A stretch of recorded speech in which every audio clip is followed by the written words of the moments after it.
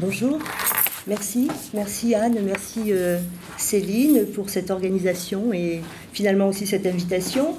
Je commencerai directement cette intervention en posant un contexte. On souligne souvent comment les artistes des années 60 et 70 ont délibérément engagé une rupture avec les traditions artistiques de l'atelier et du lieu dédié à l'art, le musée, en sortant. Je pense au land art américain ou anglais, ou encore à ce dont a témoigné l'exposition « Quand les attitudes deviennent formes » en 1969, où les artistes auraient acquis une certaine liberté de geste, d'attitude donc, et de mouvement, hors du cadre institutionnel jugé poussiéreux. Cependant, des partis opposés, adoptés par les minimalistes par exemple, réservaient toute leur attention au musée, à entendre ici comme le lieu idéal, White Cube s'il en est, pur espace ouvert de réception, de présentation et même de validité des œuvres, puisque pour les minimalistes, elles ne prennent de sens et de réalité qu'exposées dans les conditions offertes par l'espace muséal. Au même instant, le musée est appréhendé par d'autres artistes comme une institution culturelle et politique caduque au regard de leurs aspirations. Pour cela, le pouvoir académique devait être remis en cause. Toutefois, à l'instar de Daniel Buren, qui s'aperçoit que l'exercice de la liberté de l'artiste ne peut trouver de légitimité que dans l'enceinte même du musée, car en dehors il n'y a que répression et invisibilité, la jeune génération conçoit son action revendicatrice dans ses murs même, ce qui lui assure une plus grande efficacité. Le rapport de l'artiste au musée va de nouveau de soi, écrit Harald Zeeman en 1972, au moment justement où naissent des musées d'artistes, laissant émerger la figure ironique de l'artiste conservateur. Par emprunt des dispositifs, des moyens, des méthodologies muséaux et en parodie, critique ou ludique qui poussent au-delà du musée à confondre tous les protagonistes du monde de l'art, il y a bien une tendance muséographique qui se dessine chez ces artistes dénonciateurs. Le musée est rejoué. Il devient un matériau critique, autorisant l'élaboration de nouveaux enjeux portant sur la place des acteurs, la notion de valeur, comme celle de la définition même de l'art. Le développement des pratiques artistiques conceptuelles, accompagnant cette critique institutionnelle, a également joué un rôle très important dans l'insistance sur le contexte et les conditions d'énonciation des productions artistiques. Ces propositions ont eu un impact tel qu'elles ont conduit les conservateurs du musée à se repositionner à l'égard de l'art vivant. Au cours des années 80 et début 90, ils ont multiplié les invitations à des artistes, des cartes blanches et autres autorisations à l'intrusion dans l'espace muséal, de sorte que l'artiste devienne soit un partenaire susceptible d'apporter un éclairage neuf sur les œuvres des collections à valoriser, soit commissaire d'exposition, alors que la mission des conservateurs recouvre naturellement cette activité.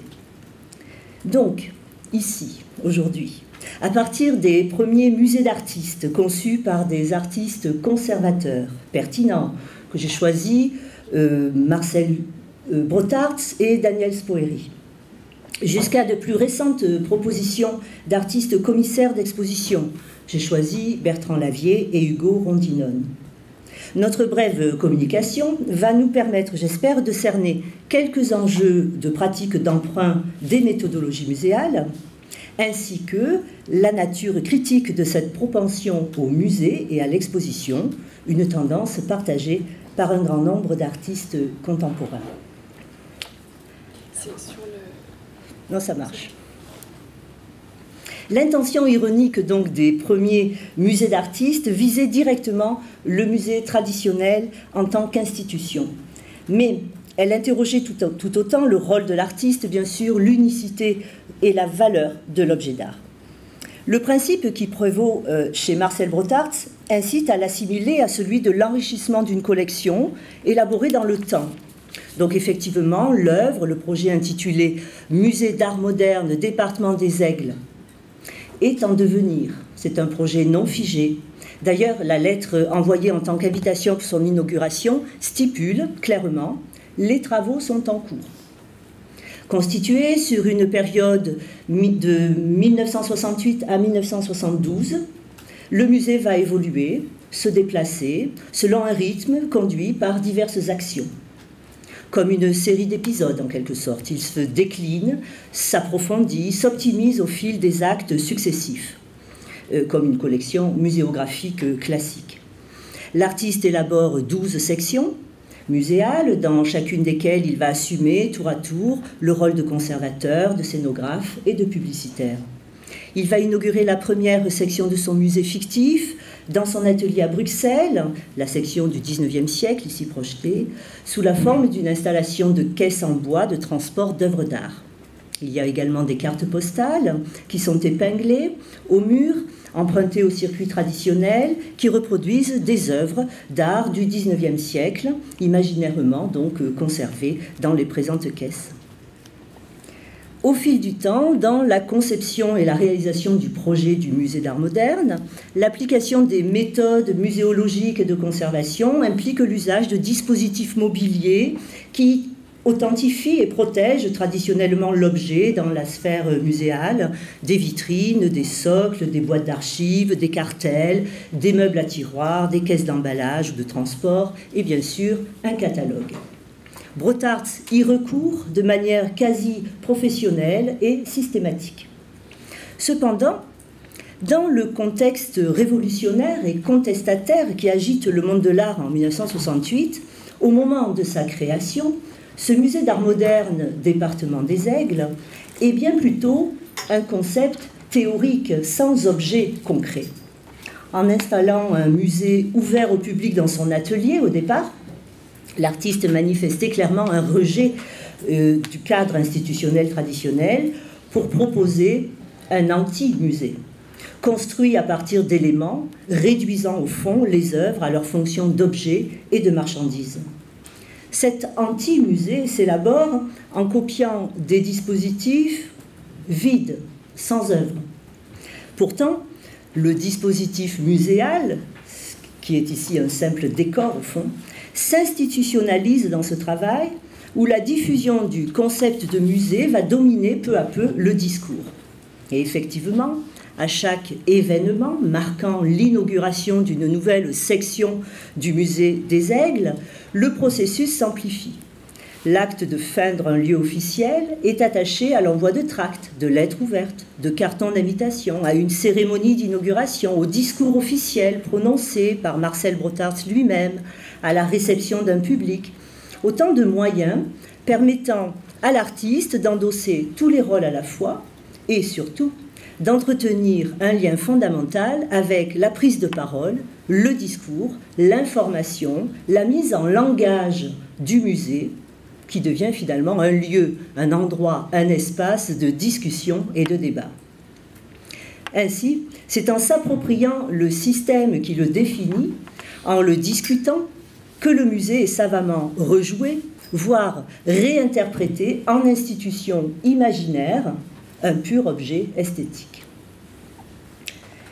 Comme celui de Marcel Brotards, le musée de Daniel Spoerry n'a ni adresse ni collection fixe, il se développe dans le temps selon les lieux de sa présentation.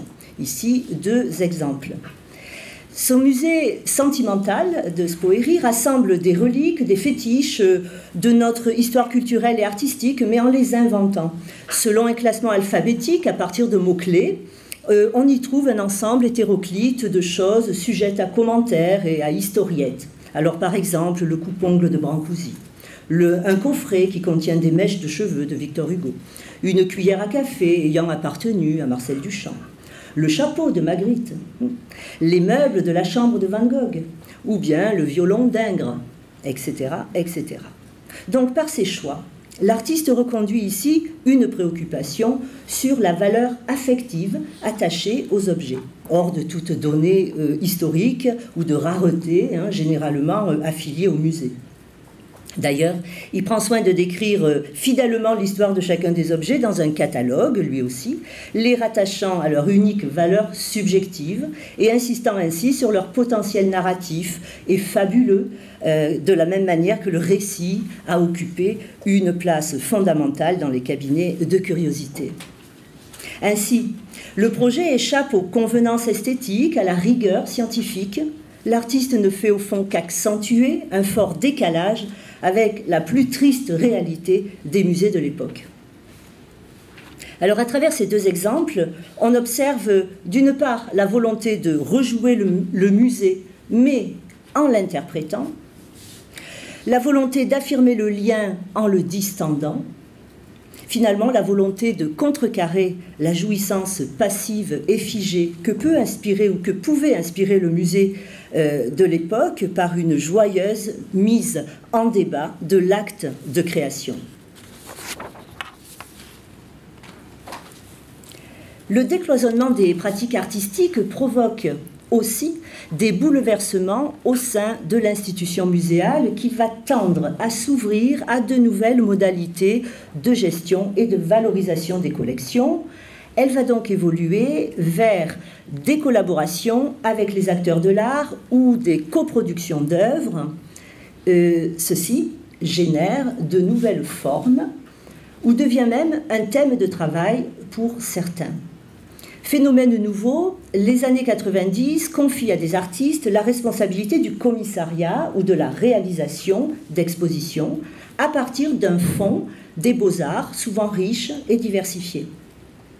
En 1990, pour l'artiste conceptuel Joseph Kossut, l'expérience du commissariat lui permet de lier ses propres préoccupations artistiques à un thème qu'il choisit d'orienter sur le rôle de l'artiste dans la société, ici, à travers la collection du Brooklyn Museum of Fine Art de New York. Des écrivains aussi divers que Oscar Wilde, Rousseau, Wittgenstein sont mis en lien avec les œuvres d'art selon une approche extrêmement novatrice et stimulante à l'époque. Sous des citations courantes sur les murs, les œuvres sont présentées donc avec une grande liberté. Certaines sont juxtaposées ou associées pour provoquer des comparaisons formelles, inattendues.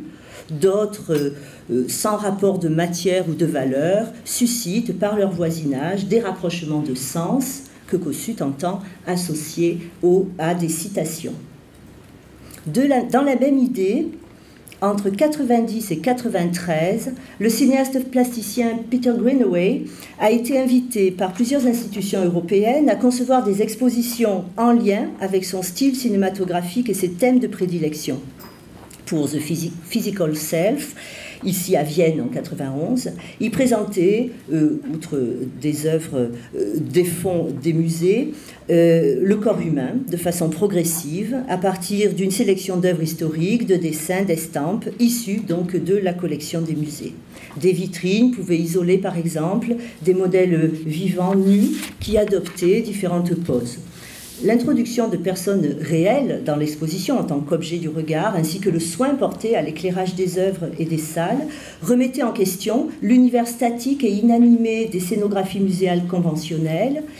Et ainsi, le cinéaste introduisait l'idée du mouvement, l'idée de la vie, lorsque, selon lui, les musées continuaient d'insuffler plutôt un sentiment mortifère.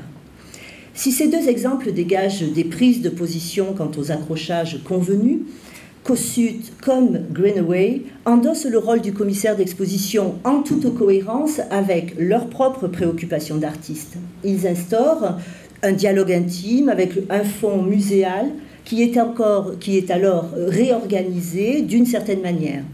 Sensiblement, il déplace pourtant la mission didactique et purement didactique du commissaire d'exposition vers l'approfondissement d'une position intellectuelle, certes, mais surtout d'une position artistique.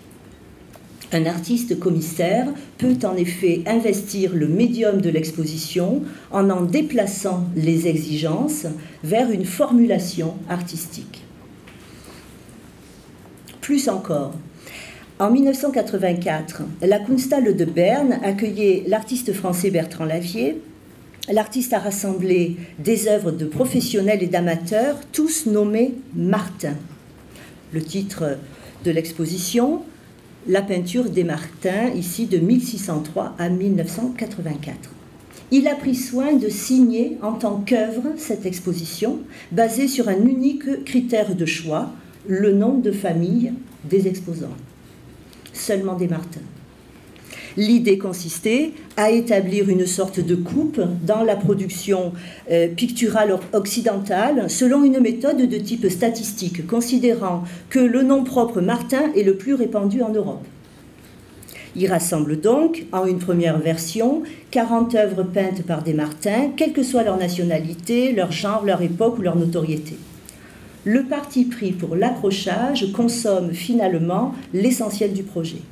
Il abolit le schéma chronologique ou de regroupement thématique traditionnel qui est attendu dans un musée ou une exposition pour une suite alphabétique basée sur le prénom des artistes.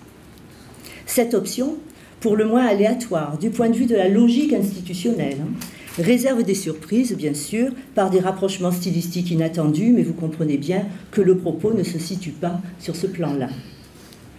Dans une seconde version, au musée d'art moderne de la ville de Paris en 2000, à l'occasion de l'exposition collective Voilà, 56 œuvres ont été regroupées.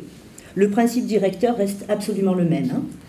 C'est donc un projet évolutif, mené sur des années de recherche et de collecte, qui consiste à adopter les œuvres des autres et à les présenter sur un seul plan linéaire, égalitaire, suivant une logique propre à détourner les classements muséographiques, chronologiques ou catégoriels. De surcroît, la méthode adoptée par Lavier permet de faire ressurgir la question de la signature, au moment justement de sa dissimulation par l'effet égalisateur de l'accrochage. En effet, Lavier exprime un point de vue légèrement ironique sur un certain fétichisme du nom d'auteur qui conditionne, voire handicape, le regard porté sur les œuvres. Il met ainsi en échec le système de la discrimination par la signature, de manière assez joyeuse et implacable. À sa manière, Bertrand Lavier, tout autant collectionneur, artiste et commissaire d'exposition, rejoue cette nouvelle catégorie d'intervention artistique, c'est-à-dire celle de l'exposition en tant qu'œuvre. Conjointement, se dégagent plusieurs problématiques liées à la figure de cet artiste commissaire. J'ai choisi de les aborder au regard de deux propositions. Alors je prends pour exemple cette œuvre exposition des Martins de Lavier et celle, 23 ans plus tard, d'Hugo Rondinone, artiste plus jeune bien sûr, né en 1964, au Palais de Tokyo en 2007, intitulée « The Third Mind ». Dans le cadre d'une carte blanche, Hugo Rondinone choisit d'établir un réseau de correspondance et d'affinité avec des œuvres d'artistes modernes et contemporains faisant référence à son univers artistique. De la sorte, l'artiste modifie son statut d'artiste vers celui d'un commissaire dont la proposition s'interprète, identiquement chez Bertrand Lavier, telle une œuvre à part entière. Dans les deux cas, l'exposition participe d'une démarche artistique singulière. L'exposition est signée. Le premier enjeu que je propose de dégager apparaît lorsque, similairement, ces deux artistes se plaisent à rejouer librement différentes formes possibles d'une exposition collective. Rondinone démultiplie, à travers les 31 artistes présentés, autant de points de vue différents, tout en rattachant chacun d'eux à ses propres obsessions d'artiste. Comme chez Lavier, si les œuvres entrent en résonance avec son travail, celui-ci ne s'expose jamais de front. De plus, la sobriété, l'absence affichée de choix chez Lavier conduit à un arrangement égalitaire qui répond à la détermination de Rondinone de confronter des œuvres avec une liberté éminemment artistique. Dans les deux cas, le parcours, l'accrochage, qui est très réglé chez Lavier, qui est plus libéré chez Rondinone, sont des dispositifs à la fois respectueux de la neutralité scientifique, mais aussi engagés à la dépasser vers une vision artistique. S'ils reconduisent des formes d'exposition connues au musée, ils renouvellent fondamentalement notre perception et compréhension des œuvres, celles qui sont présentées, et mise en relation, mais surtout celle des artistes commissaires eux-mêmes, au fond, puisque au fond, il est question de cela dans ces expositions. Le deuxième enjeu touche le regard nouveau que le renversement de la logique institutionnelle opérée par Lavie et Rondinone invite à porter sur la signature.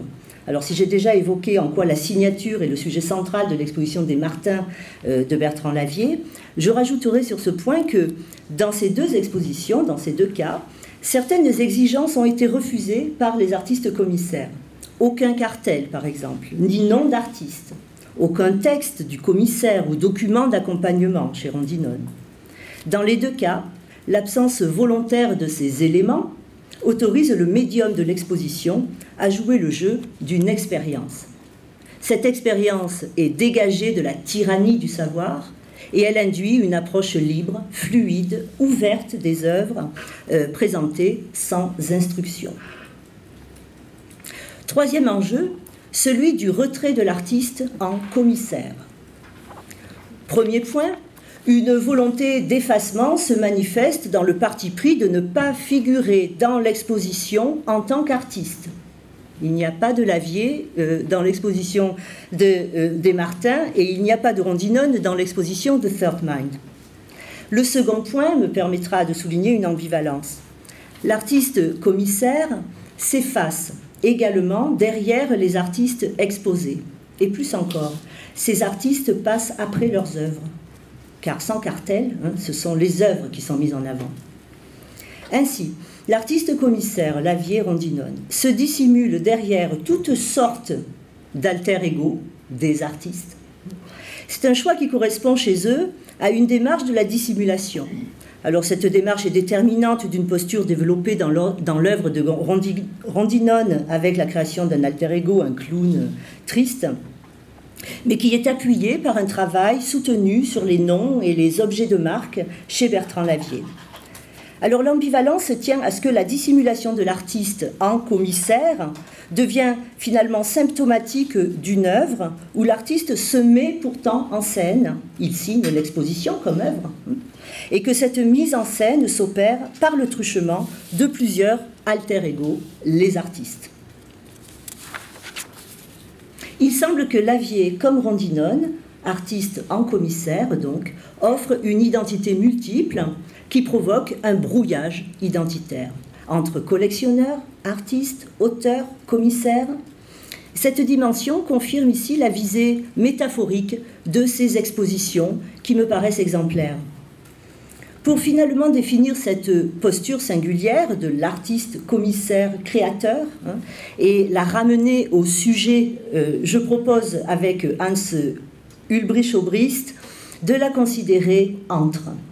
Tout est entre l'exposition et la dissimulation, mais aussi entre le fragment et la connexion, entre l'original et la copie, entre l'affirmation de soi et la négation de soi. Tout se situe, finalement, cette phrase conclura, tout se situe dans un système de transformation et de dissimulation permanent.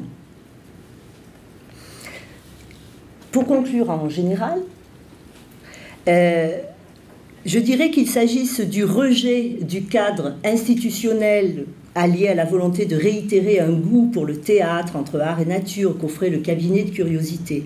Rejouer le musée marque dans les musées d'artistes des années 60 un tournant important dans l'appréhension de la valeur de l'activité artistique et de l'œuvre d'art, quand, plus tard, brouillant les frontières, mettant en péril les évidences, les artistes commissaires initient, dans ce prolongement, des formules combinatoires où la qualité interprétative et subjective de la sélection des œuvres, ainsi que le mode orienté de présentation des partis pris, sont repensés depuis les 20 dernières années. Donc, je pense que ce cheminement nous a permis de cerner comment rejouer le musée, puis rejouer l'exposition à partir de la réappropriation de méthodes, de procédés muséologiques, élargit finalement la problématique de l'emprunt strict à celui de la création pure. Voilà. Très bien. Merci.